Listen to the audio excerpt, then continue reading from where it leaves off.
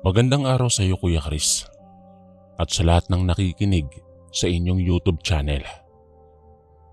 Isa rin ako sa mga taga-subaybay na nais magbahagi ng aking kwento. Itago na lamang ninyo ako sa pangalang Athena.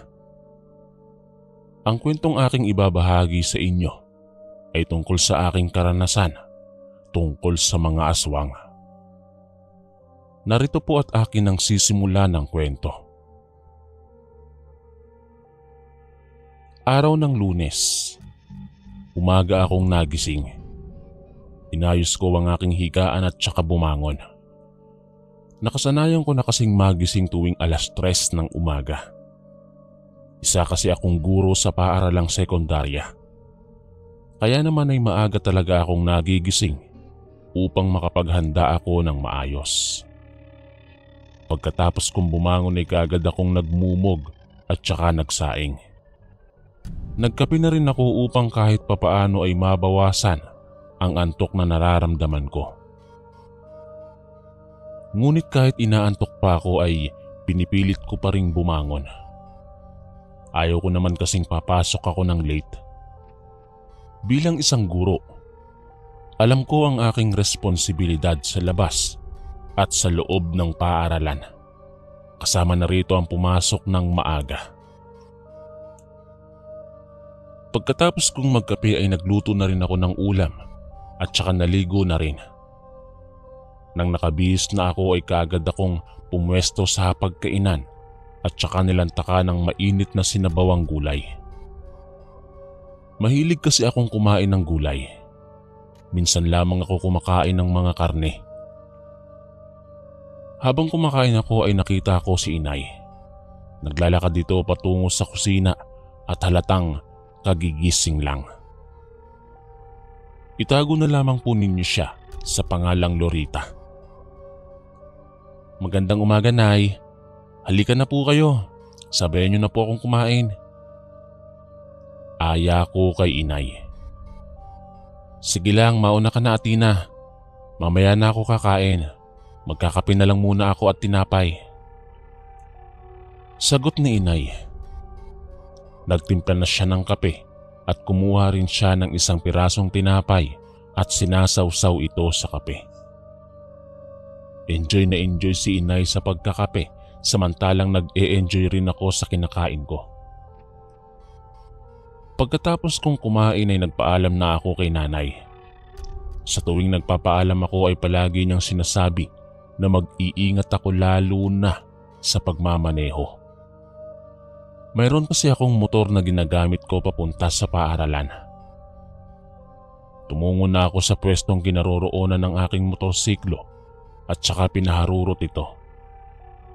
Mga 20 minuto ang aking iginugugol sa pagmamaneho bago ako makarating sa paaralan. Pagkapasok ko pa lamang sa gate ay binati na ako ng gwardya at mga mag-aaral ng magandang umaga. Simpleng bati lamang iyon pero natutuwa ako sa tuwing binabati ako ng mga mag-aaral sapagkat iyon ng kagandahang asal na iyon ay nagpapakita ng pagiging magalang. Nang makababa ako sa aking motorsiklo, kaagad kong binagtas ang daan patungo sa aking classroom kung saan ay doon ako nagtuturo. Hindi pa man ako tuluyang nakakarating sa loob ng classroom ay sinalubong na ako ng aking mga mag-aaral. Nagsipag-unahan sila sa paglapit sa akin at kinuha ang aking shoulder bag. Nakagawian na kasi nilang tulungan ng mga guro sa pagbibit-bit ng mga gamit. Napakamatulungin talaga ng mga batang ito. Nakakatuwa sila. Bulong ko habang naglalakad ako at tangan-tangan ng isang estudyante ang aking shoulder bag. Nagpatuloy ako sa paglalakad hanggang sa nakarating ako sa loob ng aming classroom. Nang makapasok ako sa loob, napansin ko ang 2 batang babae na parang bago lamang sa aking paningin. Tahimik lamang sila habang nakaupo sa bandang likuran. Pasulyap-sulyap ako sa kanila habang iniisip ko kung kaninong anak sila. Maitim kasi ang dalawang bata at kulot ang kanilang mga buhok. "Ma'am, may bago po kaming kaklase." Wika ng estudyante kong si Mayan. Itinuro niya sa akin ang dalawang bata na tahimik lamang na nakaupo sa likuran. Ngumiti ako sa mga ito at saka humakbang palapit sa kanila. "Magandang umaga mga bata. Ano ang mga pangalan nyo?" Tanong ko sa kanila. Ngunit hindi man lang sumasagot ang mga ito. Napakunot ang aking noo. Naninibago ako sa kanila. Pero inisip ko na lamang na baka nahihiya sila kaya ayaw nilang magsalita. "Nahihiya ba kayo sa akin?" "Nako, wag na kayong mahiya. Sabihin na ninyo ang inyong mga pangalan dahil ako ang magiging guro ninyo sa classroom na ito." Sabi ko sa dalawang bata. Grade 7 kasi ang tinuturuan ko. Pilit ko silang kinakausap pero hindi sila sumasagot. Maya-maya ay isang babae ang bigla na lamang pumasok sa classroom. Naglakad ito palapit sa kinaroroonan ko. "Magandang umaga po ma'am. Ako po ang ina ng mga batang yan. Ipa-e-enroll ko po sana sila rito. Dinala ko na rin po ang mga card nila." Sabi ng babae at saka ngumiti. "Magandang umaga rin po, Mrs. Anak mo po pala ang mga batang ito. Kanina ko pa po sila tinatanong kung anong mga pangalan nila pero hindi sila sumasagot." Sabi ko naman sa babae. "Mahiyain po kasi ang mga batang yan, ma'am." Sagot naman ng ina ng mga bata. Tumango-tango lamang ako at saka ngumiti. Pagkatapos noon ay tinulungan ko ang babae sa pag-enroll ng kanyang dalawang anak. Dahil doon, nalaman ko ang pangalan ng mga bata. Itago na lamang natin sila sa pangalang Ana Marie at Eileen. 15 years old si Ana Marie, samantalang si Eileen naman ay 13 years old. Ayon sa kanilang ina, pahinto-hinto raw sila sa pag-aaral, kaya mas matanda sila kaysa sa iba kong mga estudyante. Galing daw sa probinsya ng Capiz ang pamilya ng mga batang yon. Lumipat sila sa Bohol upang ipagpatuloy ang kanilang pag-aaral. Pagkatapos akong kausapin ng ina ng mga bata, nagpaalam na ito sa akin. Sinimulan ko naman ang klase, pero bago yon, ipinakilala ko muna sina Eileen at Ana Marie sa aking mga mag-aaral. "Class, mayroon tayong transferee, bagong classmate nyo, sina Ana Marie at Eileen. Sana ay maging kaibigan nyo sila. Huwag kayong mag-aaway-away dito sa loob ng classroom ha. Dapat ay magpakabait kayo, magtulungan at igalang ang inyong kapwa." Sabi ko sa aking mga estudyante, pero nagtawanan lamang sila habang nakatingin sila sa dalawang transferee. "Ang itim naman nila tapos kulot pa ang mga buhok. Mga itas siguro sila."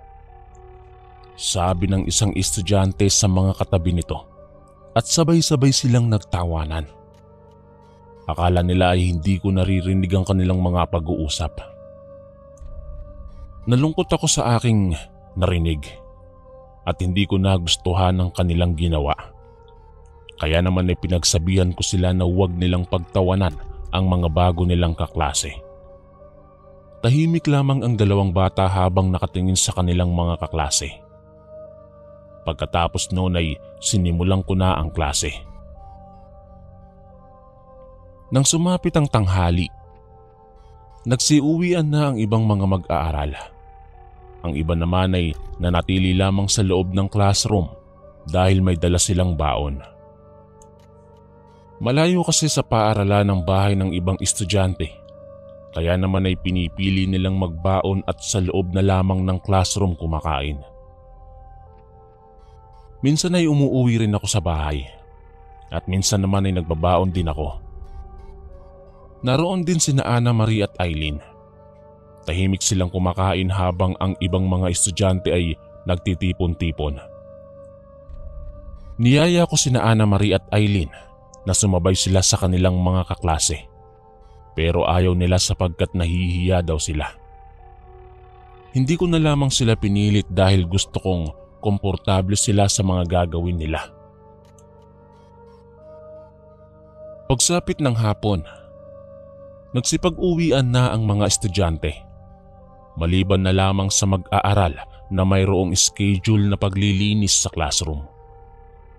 Kung sino kasi ang cleaners, sila ang maiiwan upang ayusin ang mga upuan at linisin ang sahig.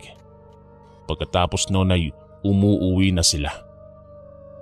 Habang nililigpit ko ang aking mga gamit sa aking mesa, naririnig ko ang tawanan ng ibang estudyante habang nakatingin sila kina Ana Marie at Eileen. Nilalait nila ang kanilang bagong kaklase. Napangit daw dahil maitim at kulot ang buhok. Pinagsabihan ko sila pero tila ayaw makinig ng mga bata. Batid kong nasasaktan na sina Ana Marie at Eileen dahil sa mga salitang binabato ng kanilang mga kaklase na naroong naglilinis sa loob ng classroom. 5 estudyante ang nambubuli sa kanila habang tahimik lamang sina Ana Marie at Eileen. Hindi ko matiis na ganoon ang ginagawa ng ibang estudyante kaya sinabihan kong papuntahin ang kanilang mga magulang sa paaralan bukas ng umaga. Ibig ko kasing kausapin ng mga magulang ng 5 bata tungkol sa pambubuli nila sa 2 magkapatid na transferee. Ma'am, hindi niyo na po kailangang ipatawag ang mga magulang nila. Hayaan na lamang po ninyo silang laitin kami. Sabi sa akin ni Ana Marie. Nagulat ako sa aking narinig. Yun ang unang pagkakataon na narinig kong nagsalita siya. Naisip ko rin na sobrang bait ng 2 magkapatid dahil ayos lang sa kanila na lalait-laitin sila ng mga kaklase nila. Pero para sa akin, ibig ko pa ring ipatawag ang mga magulang ng mga nambubuli para sila na ang bahalang magdisiplina sa kani-kanilang mga anak. Tiningnan ko ang aking relong pambisig at napagtanto kong malapit na palang mag-6. Unti-unti na ring nilalamon ng dilim ang buong paligid. Nagsipag-uwian na ang ibang mga mag-aaral at ang mga cleaners na lamang ang natira. Pinatigil ko na sila sa paglilinis at sinabihan kong umuwi na sila. Kaagad naman nilang sinunod ang aking sinabi. Nauna na sila sa akin at tumungo naman ako sa kinaroroonan ng aking motorsiklo. Pinaandar ko ito at habang nagmamaneho ako palabas ng gate, nakita ko ang aking 5 mga estudyante na binabato nila ng maliliit na mga bato ang 2 magkapatid na naglalakad din palabas ng gate. Sila na lamang ang natirang estudyante nung hapong yon. Pinagsabihan ko sila pero hindi sila nakikinig sa akin. Tawa lamang sila ng tawa habang paulit-ulit nilang sinasambit ang mga katagang basta kulot, salot. Nang sumapit ang umaga, nagimbal ang lahat ng mga guro at estudyante dahil sa aming nabalitaan. Mayroon daw kasing nawawalang 5 estudyante sa aming paaralan. Tila ba tumigil ang aking mundo dahil ang mga nawawalang 5 estudyante ay ang mga estudyante ko na naiwan upang maglinis ng classroom. Sila rin ang mga estudyante na nambubuli sa magkapatid na transferee. Nakiisa ang mga kapulisan sa paghahanap ng mga nawawalang mag-aaral. Nagsisipag-iyakan na ang kanilang mga magulang dahil hindi pa rin mahanap-hanap ang 5 estudyante. Buong araw nilang hinanap ang mga bata sa kung saan-saan. Nahanap na ang isang estudyante. Nandoon sa talayban. Duguan at wala ng lamang loob. Sigaw ng gwardya ng paaralan. Malapit lamang sa paaralan ang talahib na tinutukoy nila. Bangkay na lamang ng estudyante ang kanilang nakita. Wala na itong buhay. Nagpatuloy sila sa paghahanap upang hanapin ang 4 na estudyanteng hindi pa rin nakikita. Pero kagaya ng nangyari sa isang estudyante, natagpuan ding patay ang 4 na estudyante. Wala na rin ang lamang loob ng mga ito. Pinuntahan namin ang kinaroroonan ng mga bangkay at nangatog ang aking tuhod nang masilayan ko ang kanilang mga muka. Puno ng kalmot at mayroong malaking sugat sa leeg na para bang kinagat ng malaking hayop. Hindi rapist ang gumawa nito dahil kung pagbabasehan ng mga kalmot na natamo ng mga biktima at pagkawala ng kanyang mga lamang loob, masasabi kong aswang talaga ang gumawa nito. Wika ng isang pulis. Kilala ang mga pulis sa mga hindi naniniwala sa mga aswang. Pero dito, pulis mismo ang nagsabi. Nanindig ang aking mga balahibo dahil sa sinabi nito. Pati ang ibang mga estudyante at guro na naroon ay kinilabutan din. Natatakot na silang maabutan ang gabi sa labas. Dahil sa masaklap na insidenteng naganap malapit sa paaralan, binalaan ng lahat na mag-ingat sa paglalakbay, lalo na kapag gabi. Hindi pa rin matukoy ng mga kapulisan ang tunay na salarin. Subalit naniniwala ang mga otoridad na aswang talaga ang pumatay sa 5 estudyante. Mabilis na kumalat ang balita sa labas ng paaralan. Nag-aalala ang lahat ng mga magulang dahil baka mga anak naman nila ang mabibiktima.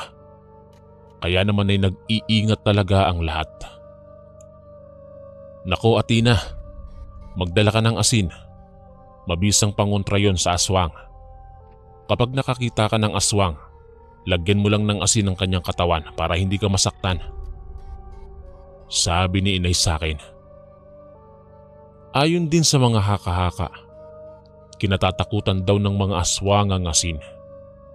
Nakasusunog daw iyon ng katawan kapag ibinuhos mo o isinaboy sa mga aswang. Kaya kahit hindi ako sigurado kung totoo ba ang mga sabi-sabi nila, sinunod ko na lang ang utos ni inay. Nagdala ako ng asin bago ako umalis sa bahay. Isinilid ko iyon sa loob ng aking bulsa upang kahit papaano ay mayroon akong gagamitin bilang panangga. Nagpatuloy pa rin ako sa pagtuturo kahit katakot-takot na ang nangyayari malapit sa paaralan. Sa tuwing nasa loob ako ng classroom, palagi kong naririnig na nilalait ng mga ibang estudyante ang 2 magkapatid na transferee. Tila ba ayaw nilang tantanan ang mga iyon. Kahit ang ibang section ay nilalait din sina Ana Marie at Eileen. Parang ay taraw kasi tingnan ng 2 estudyanteng iyon. Hindi ko maiwasang malungkot sa tuwing naririnig kong nilalait ng ibang estudyante ang 2 transferee. Mabuti na lamang at hindi sila pinapatulan ng mga ito. Lumipas ang ilang araw. Panibagong biktima na naman ang natagpuan malapit sa paaralan. Kagaya ng nangyari sa 5 estudyante, ganoon din ang sinapit ng mga bagong biktima. Nakapagtataka sapagkat puro mga estudyante ang biktima. Mas lalong natakot ang mga mag-aaral dahil sa kakilakilabot na pangyayaring yon. Ano bang nangyayari sa paaralang ito? Bakit maraming estudyante ang namamatay? Nakakatakot ng paaralin ng mga anak ko rito sa paaralan na to. Reklamo ng isang ginang. Naroon din ang prinsipal, kapulisan at iba pang guro. Nagtipon-tipon kami upang mabigyan ng aksyon ng mga nagaganap sa mga estudyante. Yun ang unang pagkakataon na may mga nawawalang estudyante sa paaralang yon. May aswang sigurong gumagala rito kapag gabi. Nako, kawawa na ang mga estudyante. Huwag na muna natin silang papasukin kung ganito lang naman ang sasapitin nila. Wika naman ng isa pang ginang. Nagkakagulo na ang iba at nagsisisihan. Paaralan ang sinisisi nila sa mga nangyayari. Pati ako ay kinikilabutan na rin, lalo na't medyo malayo pa naman ang bahay ko sa paaralan. Nagpatuloy sa imbestigasyon ng mga pulis, ngunit tuloy pa rin ang pasukan ng mga mag-aaral. Marami na ring mga estudyante ang pinaa-absent ng mga magulang nila. Dahil natatakot sila na baka matulad sila sa mga estudyanteng nabiktima ng sinasabi nilang aswang. Isang hapon, nagmamadali akong lumabas sa aking classroom. 5:00 na iyon kaya binibilisan ko ang aking pagkilos upang hindi ako gabihin sa daanan. Nagsipag-uwian na rin ang ibang estudyante at mga guro, ngunit mayroon pa rin namang natitira. Habang binabagtas ko ang daan patungo sa kinaroroonan ng aking motorsiklo, napansin ko na parang may nakasunod sa akin. Dahan-dahan akong lumingon at natanaw ko ang 2 magkapatid na sina Ana Marie at Eileen. Ngumiti ako sa kanila. "Oy, bilisan niyo ang paglalakad. Delikado pa naman ngayon lalo na kapag gabi. Ewan ko ba kung anong klaseng demonyo ang nambibiktima sa mga estudyante ngayon. Wala na silang alam na gawin kundi ang mambiktima." Sabi ko sa kanila. Nagtinginan sila sa isa't isa nang marinig nila ang sinabi ko. Ewan ko ba, parang ang weird ng kanilang mga tingin sa isa't isa. Napakunot pa ang aking noo habang nakatingin ako sa kanila. "Ma'am, pwede bang makiangkas na lang kami sa inyo pa uwi?" Tanong ni Eileen. Napatigil ako. Nag-isip-isip muna ako kung ano ang magiging desisyon ko. Pero bigla akong nagtaka. Malayo na kasi ang bahay nila sa bahay namin. Parang sa part sila ng bundok nakatira. "Pasensya na mga bata. Iba kasi ang dinadaanan ko pa uwi sa amin eh. Kapag ihahatid ko kayo sa inyong bahay baka gabihin ako. Natatakot kasi ako na abutan ako ng gabi sa gitna ng daan. Lalo na't kakilakilabot ang kumakalat ng mga balita tungkol sa pagkawala ng mga bata." Sabi ko sa kanila. Pinukulan nila ako ng masakit na tingin na parabang hindi nila nagustuhan ang sinabi ko. Pero pinilit talaga nila ako, pero hindi talaga ako pumayag. Masyadong malayo na kasi ang bahay nila at natatakot akong dumaan mag-isa doon kapag gabi. Humingi ako ng pasensya sa kanila at nagpatuloy na sila sa paglalakad. Naglakad na ako patungo sa aking motorsiklo. Pinaandar ko ito ngunit pakiramdam ko'y hindi maganda ang kondisyon ng motor. Bumaba ako sa aking motorsiklo upang tingnan kung ano ang problema at nakita kong may butas pala ang isang gulong. Ay naku naman, bakit may butas na itong gulong ng motorsiklo ko? Sino kayang pasaway na bata ang gumawa nito? Sambit ko. Uminit ang aking ulo dahil sa pangyayaring yon. Nagmamadali pa naman akong umuwi. Nagpalingalinga ako sa paligid at nakita kong wala nang masyadong estudyante sa paligid. Halos nagsipag-uwian na silang lahat.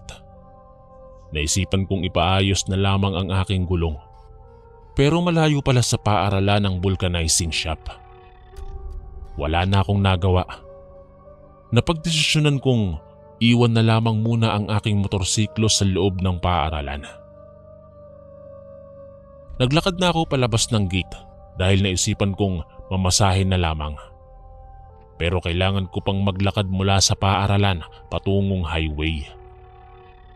Mga 10 minuto ang ginugol ko sa paglalakad bago ako nakarating sa highway. Wala pa namang masyadong bahay sa daang iyon. Mga kakahuyan ang matatagpuan sa gilid. Binilisan ko ang aking mga hakbang upang mabilis akong makarating sa highway at makapag-abang ng masasakyan pa uwi sa amin.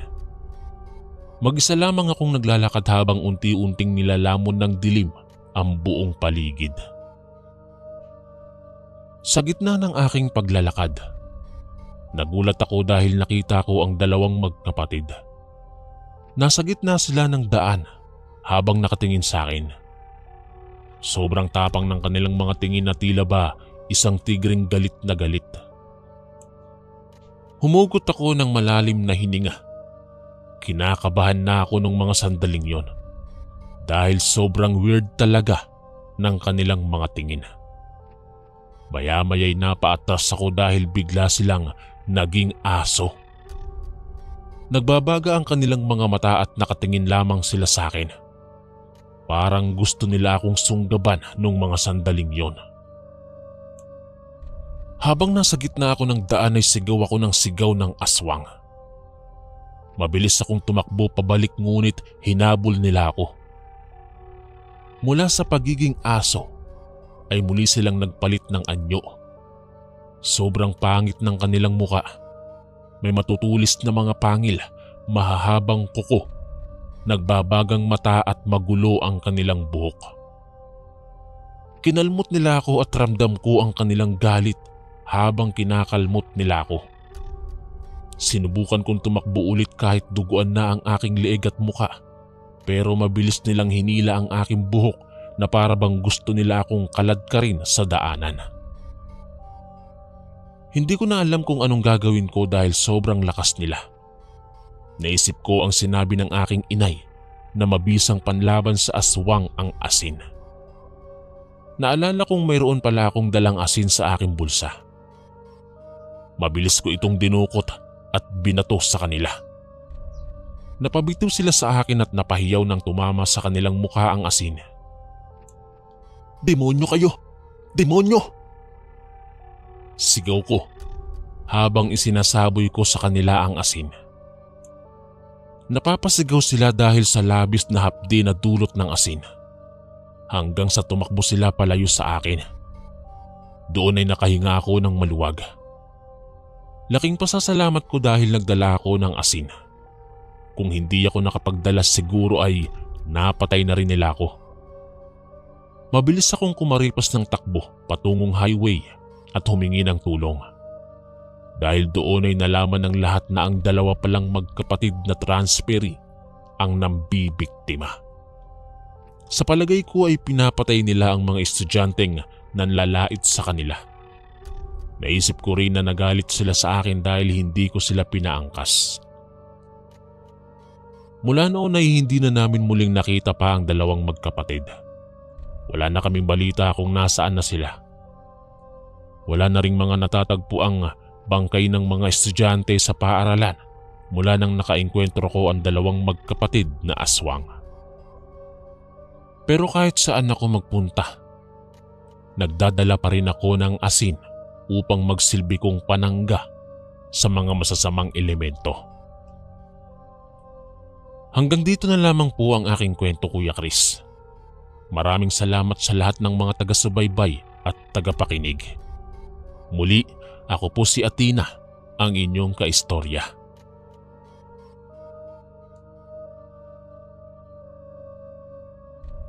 Magandang araw, Kuya Chris, at sa lahat ng inyong tagapakinig.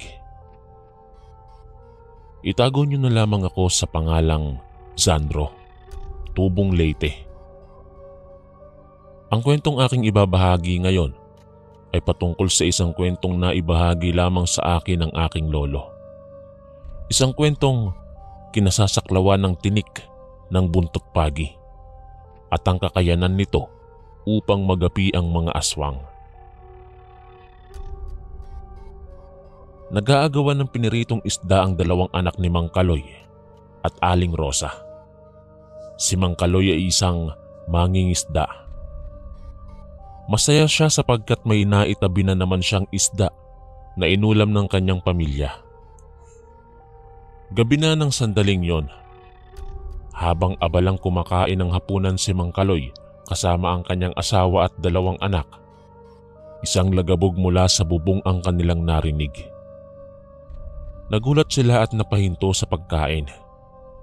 Nagkatitigan silang mag-anak at pare-parehong mababakas sa kanilang mga mukha ang pagtataka. Waring napapaisip o napapatanong sila kung anong bagay ang lumapag sa kanilang bubong. Kaagad na nagtungo si Mang Kaloy sa lagayan ng mga gulok at kinuha ang matalas niyang itak. Buntis kasi ang asawa niyang si Aling Rosa, kaya halos gabi-gabing may pumapanhik na aswang sa kanilang bahay. Nang gabing iyon ay minainam na lang ng mag-anak ang tapusin ang kanilang kinakain. Nagtakbuhan sila patungo sa kanilang kwarto. Ang dalawang anak ng mag-asawa ay hindi napigilan ng pag-iyak, bunsod ng takot na kanilang nararamdaman. Pilit na pinatahan ni Mang Kaloy ang dalawa nilang maliliit na anak at si Aling Rosa naman ay nangingipit balikat na habang haplos-haplos ang sumasakit niyang tiyan. Ang mga mabibigat na yabag mula sa bubungan ay sinusundan ni Mang Kaloy habang nakahanda ang tangan niyang itak. Dala ng kahirapan kaya naman tanging gawa sa nipa at kugon lamang ang bubong ng kanilang bahay. Maya-maya lang naramdaman nilang tinutuklap ng aswang ang mahina nilang bubong. Matapang na inabangan ni Mang Kaloy ang paglundag ng aswang mula sa bubungan. Nang tuluyang matuklap ng aswang ang bubong, ay humagikgik ito at inilawit ang kanyang mahabang dila. Sa labis na taranta ay agad na pinasadahan ni Mang Kaloy ng isang tagaang direksyon kung saan nakalawit ang dila ng aswang. Mabilis ang kilos ng aswang, kaya naman ay hindi ito natamaan ng itak. Mula sa butas ng bubong ay tumalon ng aswang papasok sa loob ng bahay. Mas lumakas pa ang iyak ng mga bata habang pinapanood nila ang kanilang ama na nakikipagtunggali sa aswang. Nagawang kalmutin ng aswang ang pisngi ni Mang Kaloy. Ngunit hindi ininda ni Mang Kaloy ang natamo niyang kalmot. Bagkus ay matapang pa rin siyang lumaban. Iwinasiwas niya ang kanyang itak habang humahakbang siya palapit sa aswang na humahakbang patalikod. Hindi tumigil si Mang Kaloy sa pananaga hanggat hindi niya natatamaan ng aswang. Hanggang sa naabot ng kanyang itak ang liig ng aswang. Itak laban sa kuko ang naging labanan ng dalawang panig. May pagkakataong natutumba si Mang Kaloy dahil sa lakas ng enerhiya ng aswang. Nang isang beses na tumilapon si Mang Kaloy, sinamantala ng aswang ang pagkakataong lumapit kay Aling Rosa. Nagsumigaw si Aling Rosa nang mapansin niyang patungo sa kanilang direksyon ang aswang. Humiyaw ang mga bata. Hindi na nila alam ang kanilang gagawin. Mula sa pagkakahiga ay pinilit ni Mang Kaloy ang tumayo. Masakit man ang kanyang katawan ay mas minabuti niya ang tumindig upang iligtas ang kanyang pamilya. Nang siya ay makatayo, paika-ika siyang naglakad bitbit ang kanyang itak. Pasekreto siyang lumapit sa likuran ng aswang at tinumbok niya ng taga ang ulo nun. "Layuan mo ang pamilya ko!"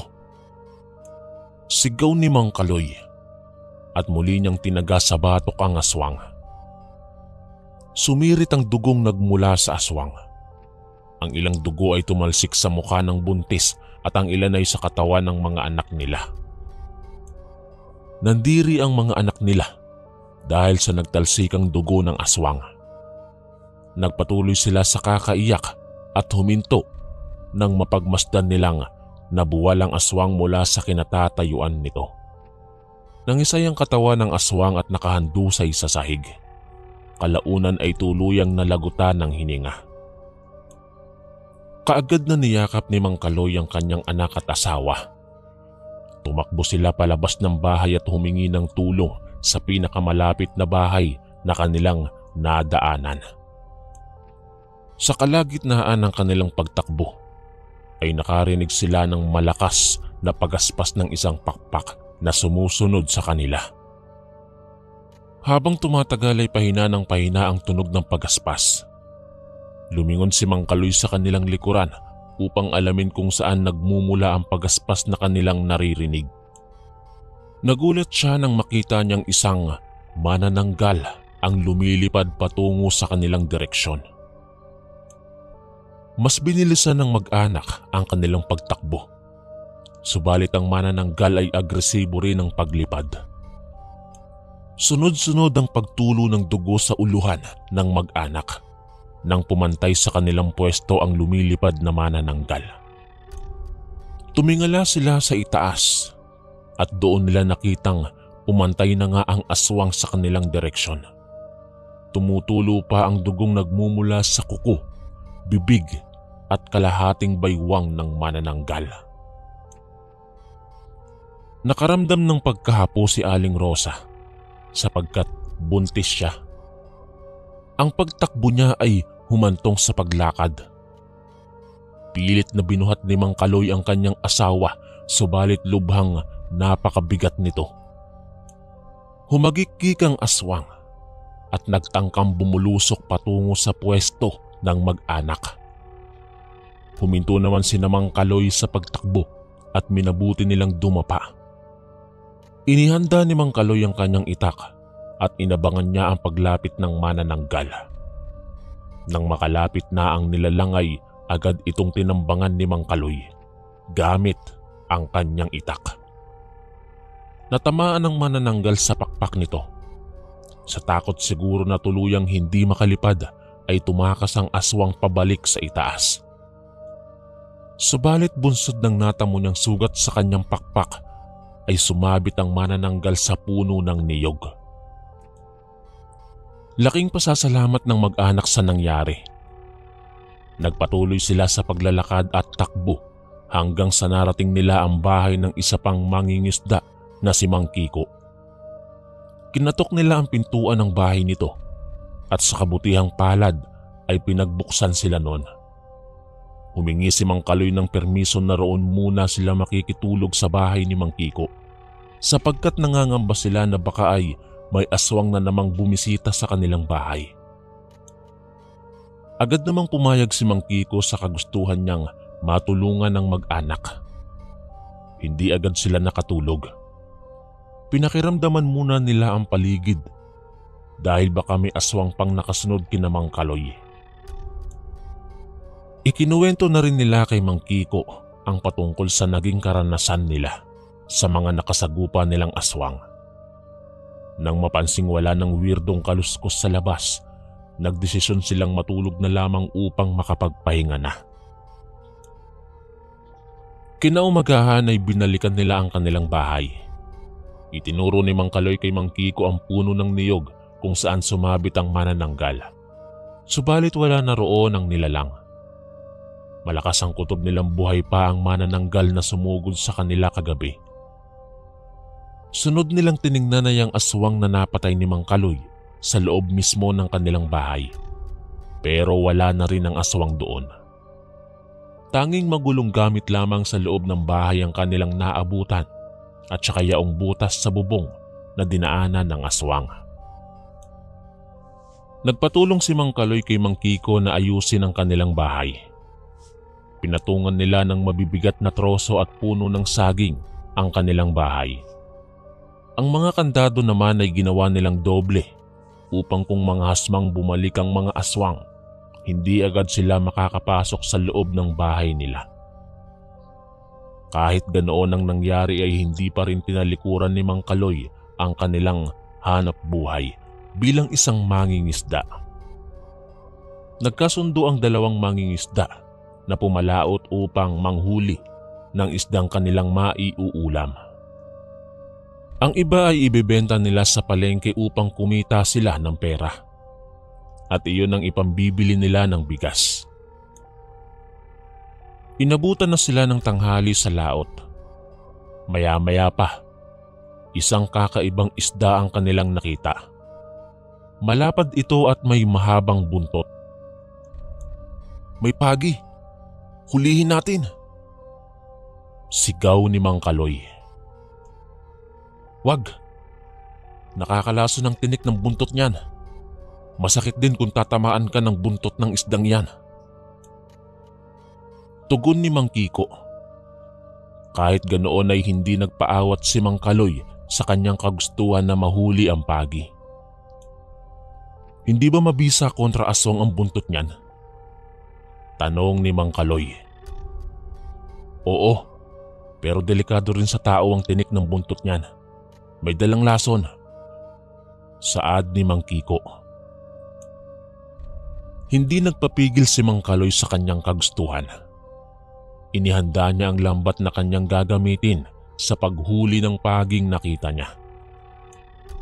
Inihagis niya ang lambat patungo sa direksyon ng pagi. Masaya siya nang matagumpay niyang nahuli ang isda. Pagkatapos ay agad niyang pinatay ang pagi upang hindi na ito magawang ipamalo ang kanyang buntot. Bitbit ang balde-baldeng isda ay umuwi ang dalawa. Naghati sila sa kanilang kinita at ang mga sumobra ay inulam nila.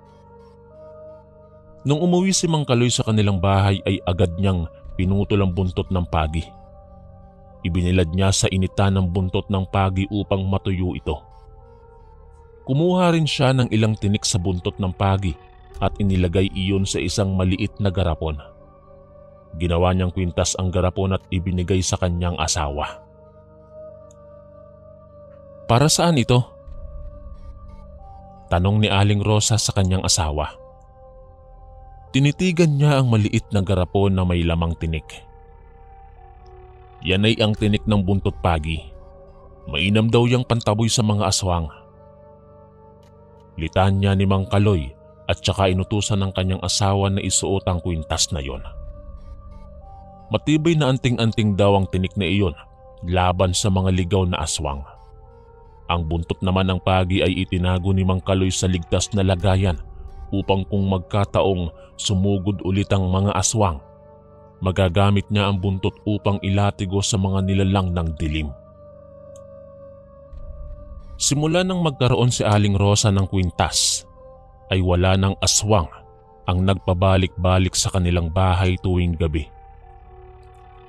Sa tuwing sumasapit ang umaga, ay nakatatanggap na lamang sila ng balitang may mga buntis at bata raw na namatay dahil biniktima ng aswang. Nawala nga ang aswang na umaali-aligid sa bahay nila, ngunit lumipat naman ang mga aswang sa ibang mga nayon upang doon mambiktima. Malaki ang pasasalamat ng mag-asawa sa tinik ng buntot pagi sapagkat nagagawa nitong itaboy ang mga masasamang elemento palayo sa kanilang tahanan. Hindi na sila nangangamba sa tuwing sumasapit ang takip silim. Batid kasi nilang protektado na sila ng anting-anting na kwintas ni Aling Rosa. Isang tanghali ay may matandang babae ang pabalik-balik na nagmamasid sa kanilang bahay. Nagtataka si Aling Rosa sa ikinikilos ng matanda. Malikot ang mata noon at mapapansing hindi mapakali. Puno ng galos sa katawan ng matanda. Nang oras na iyon ay hindi alam ni Aling Rosa at Mang Kaloy ang kanilang gagawin. Hindi nila batid kung maaawa ba sila o matatakot sa matanda. Nang sumunod na araw ay muling bumalik ang matanda. Habang nakarungaw si Aling Rosa sa bintana, ay tinawag niya ang kanyang asawa. Sinabi nito na bumalik na naman ang matanda. Sa pagkakataong yun, may pasan ng isang bilao ang matanda. Sigaw ng sigaw ang matanda upang magtawag ng mga customer na bibili ng kanyang paninda. Agad na lumabas si Mang Kaloy upang silipin kung ano ang itinitinda ng matanda. Nabatid niyang mga ulam ang inilalako nun. Bumili ka na ng ulam. 10 piso lang ang isang balot. Wika ng matanda kay Mang Kaloy. Bumili naman si Mang Kaloy ng isang balot ng karne. Ang ipinagtataka niya lang ay palaging tumitingin o nakatitig ang matanda kay Aling Rosa na naroong nakatayo lamang sa bintana. Sino ang babaeng iyon? Asawa mo ba siya? Tanong ng matandang babae habang nangangatog ang panga nito. Nagbabadya na ring tumulo ang ilang laway sa kanyang bibig. Opo, asawa ko po yun. Ang ganda niya, hindi po ba? pabirong usal ni Mang Kaloy sa matandang maglalako ng ulam. "Buntis siya, tama ba?" tanong ng matanda. Nagulat si Mang Kaloy sa tugon ng matanda. Hindi kasi nito pinansin ang biro na sinabi ni Mang Kaloy tungkol sa kagandahan ni Aling Rosa. Opo, buntis siya." Nagugulumihanan man ay mas minabuti ni Mang Kaloy ang sumagot sa tanong ng matanda. Nang oras na iyon ay nakatitig pa rin ang matanda kay Aling Rosa, kaya naisipan na lamang ni Mang Kaloy na paalisin ang matanda sa maayos na pamamaraan. Sinabi niyang mainam na magpatuloy na ang matanda sa paglalako upang mas makarami pa ng benta. Kahit naglalakad na palayo ang matanda, nakatitig pa rin ito kay Aling Rosa na naroon pa rin sa may bintana. "Anong problema nun?" tanong ni Mang Kaloy habang napapakamot siya sa kanyang ulo. Bumalik na si Mang Kaloy sa loob ng bahay at tinawag ang lahat upang pagsaluhan ng ulam na kanyang binili. Nang bubuksan na nila ang supot ng ulam, bigla silang nagulantang nang mapansing tila isang bitukang inuuod ang laman ng plastik. Pusot ba yan ng sanggol?" Nauutal na turan ni Aling Rosa habang naduduwal. Patakbong lumabas si Aling Rosa ng bahay dahil nasusuka siya.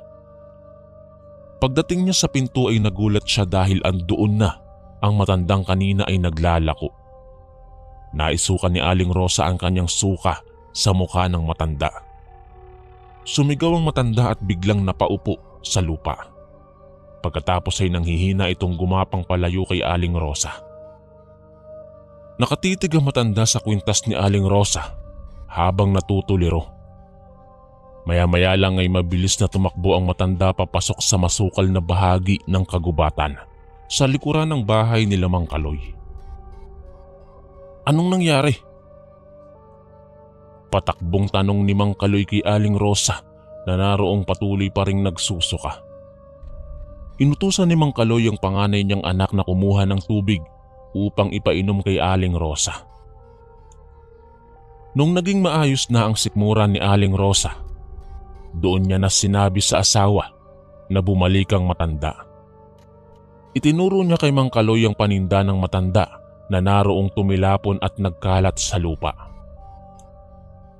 "Hindi naman ito pusod ng bata.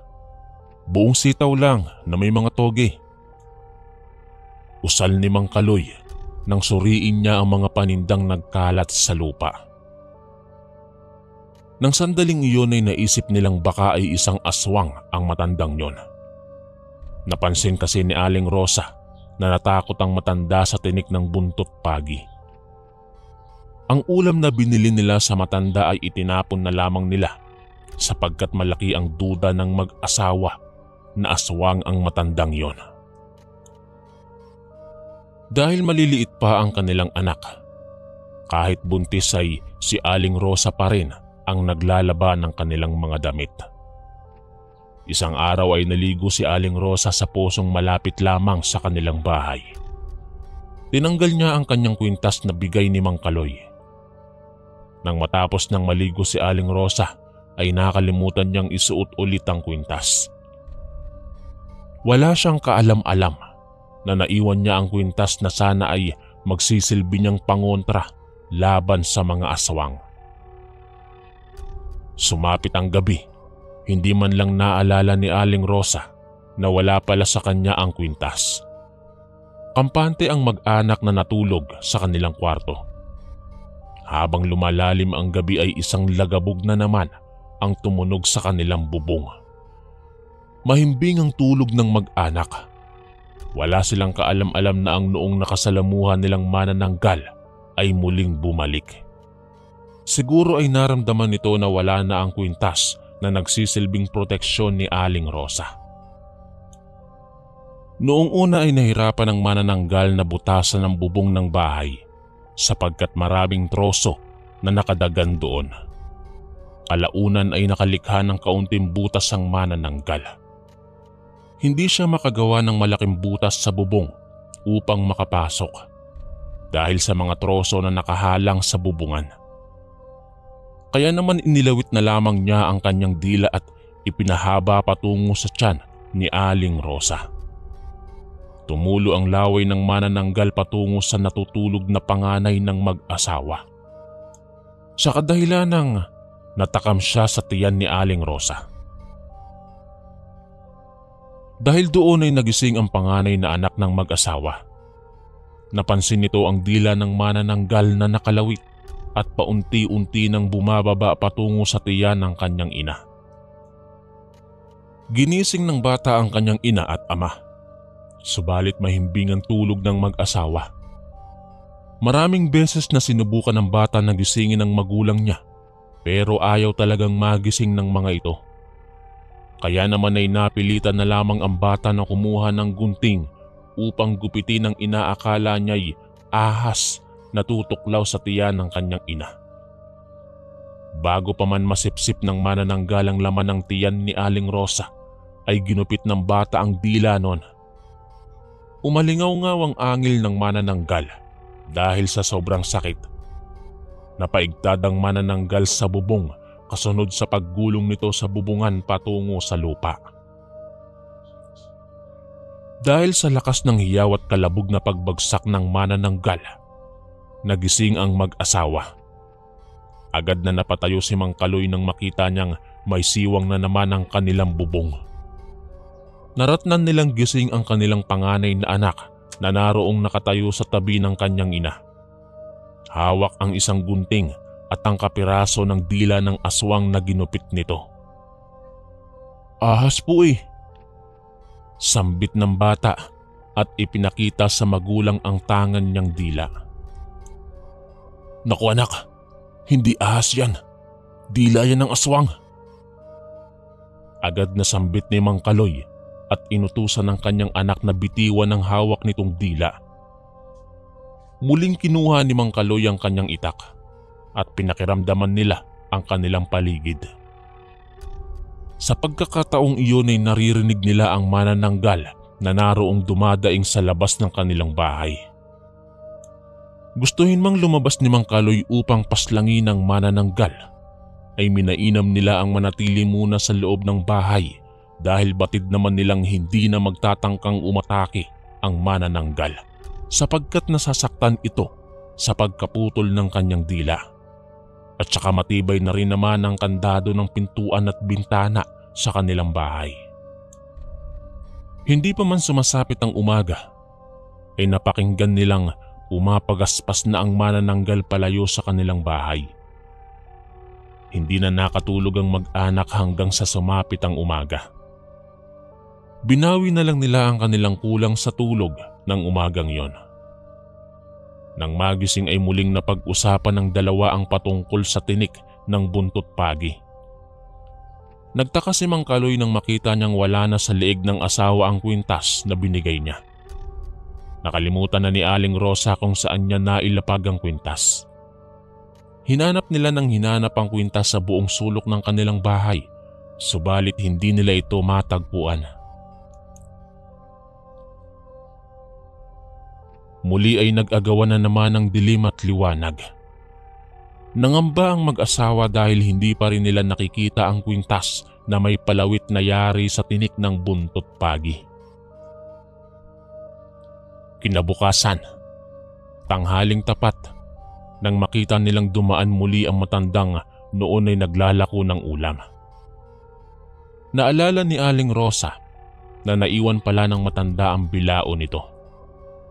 Inisip man nilang aswang ang matandang iyon ay mas minabuti pa rin ni Aling Rosa na lumapit sa matanda upang ibigay ang bilao at humingi ng tawad dahil nasukahan niya sa mukha ang matanda. Nagulat si Aling Rosa dahil nang nagsalita ang matanda ay nahihirapan na itong bumigkas. Tila bang naging maliit ang dila nito kaya hindi na siya makabigkas ng maayos. Agad na humakbang si Aling Rosa paatras sa matanda at nagbalik patungo sa loob ng kanilang bahay. Naalala niya kasi ang tagpong nangyari nung nakaraang gabi patungkol sa manananggal na naputulan ng dila. Ipinaalam ni Aling Rosa kay Mang Kaloy na tila hindi na makaimik ng maayos ang matandang naglalako ng ulam. Mas lumakas tuloy ang hinala nila na ang matandang iyon at ang manananggal na ilang ulit nang umaatake sa kanila tuwing gabi ay iisa. Muli na namang nagbigay ang matanda ng panibagong motibo na siya nga ang aswang na umaaligid tuwing gabi. Nagtungo si Mang Kaloy sa bahay ni Mang Kiko upang ipaalam ang nangyari. Subalit walang tao na sumalubong sa kanila. Si Mang Kiko lamang ang pinakamalapit na bahay sa kanila at wala nang iba. Kaya sa tuwing may kababalaghan na nangyayari, si Mang Kiko ang palagi nilang karamay. Sa kasamaang palad ay mukhang lumipat na si Mang Kiko ng tirahan. Maya-maya lang habang nililibot ni Mang Kaloy ang bahay ni Mang Kiko, isang dugo ang katawan ng tao ang kanyang natagpuan sa likod ng bahay. Lumapit siya roon at nakumpirmang bangkay ni Mang Kiko ang kanyang nakita. Wakwak ang katawan nito at wala ng lamang loob. Mabilis agad na tumakbo si Mang Kaloy patungo sa kanilang bahay at sinabi niya sa asawa ang kanyang nakita. Dahil malayo ang kabayanan at kailangan pa nilang maglakad ng napakalayo, ay hindi na lang sila nagsumbong. Natatakot kasi si Mang Kaloy na iwanan ng kanyang mag-ina. Isa pa, kung lalakarin niya ang kabayanan ay tiyak na aabutin siya ng dilim sa daan. Minainam na lamang ng mag-asawa na ilibing ang bangkay ni Mang Kiko sa tabi ng bahay nito.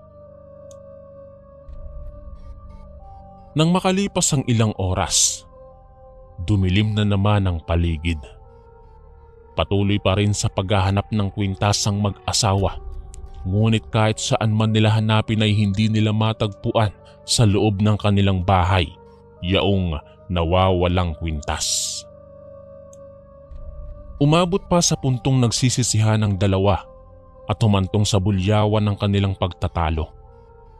Nahinto lamang sila sa pag-aaway nang biglang marinig nila ang pagaspas ng isang pakpak.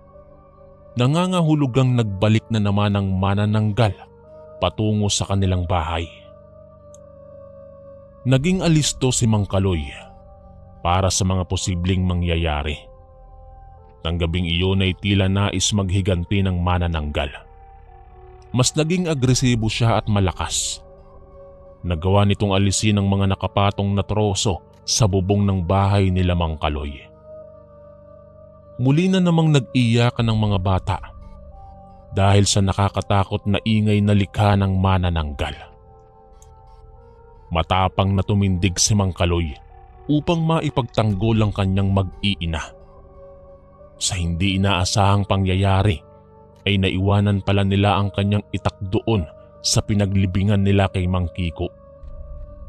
Nagsimulang mag-alala ang mag-asawa para sa kalagayan ng kanyang pamilya. Mabuti na lang at naalala ni Mang Kaloy na itinago niya ang buntot ng pagi na kanyang nakuha noon sa dagat. Kaso nga lang ay hindi niya ito mahanap.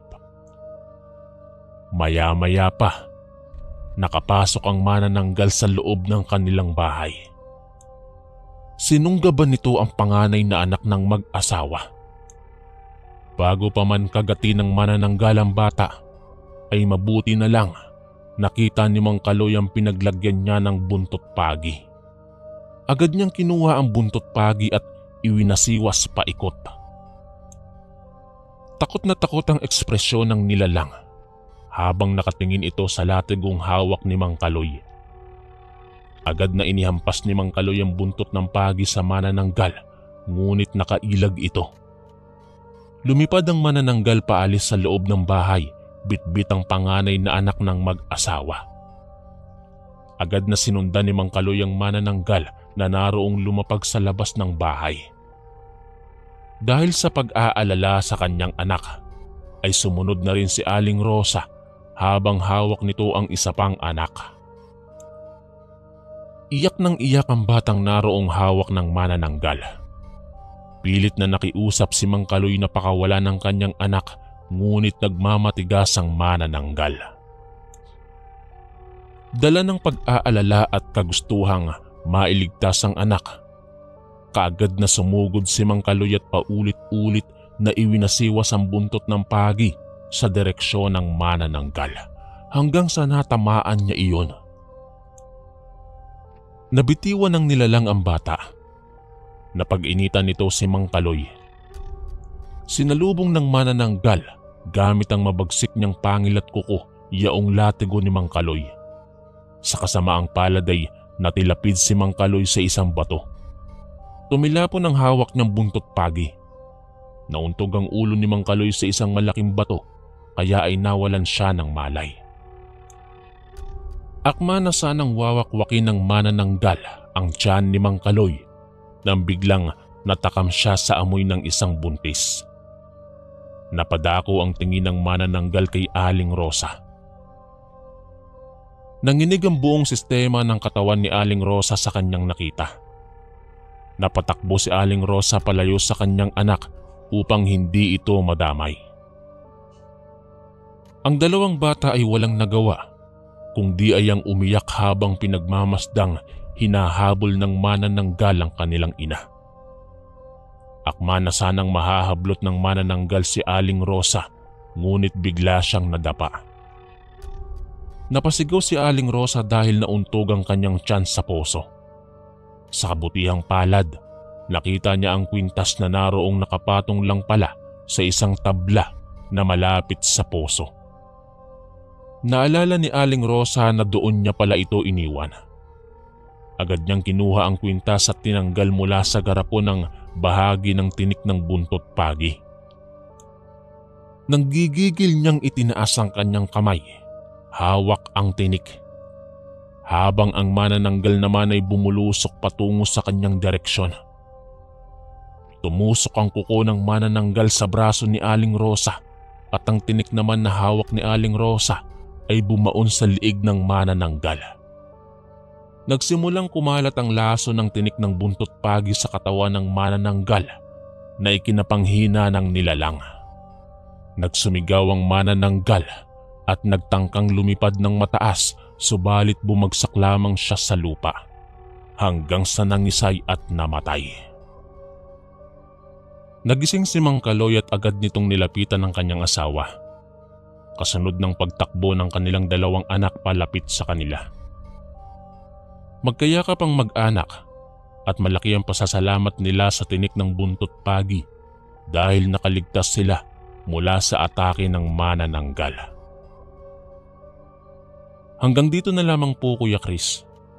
Lubos na nagpapasalamat ang inyong kaistorya, Zandro. Maraming salamat po mga kaistorya sa pakikinig at kita-kits po ulit bukas para sa isa na namang nakakatakot na kwento. Ito po si Kuya Chris, ang inyong kaistorya. God bless po at ingat po lagi.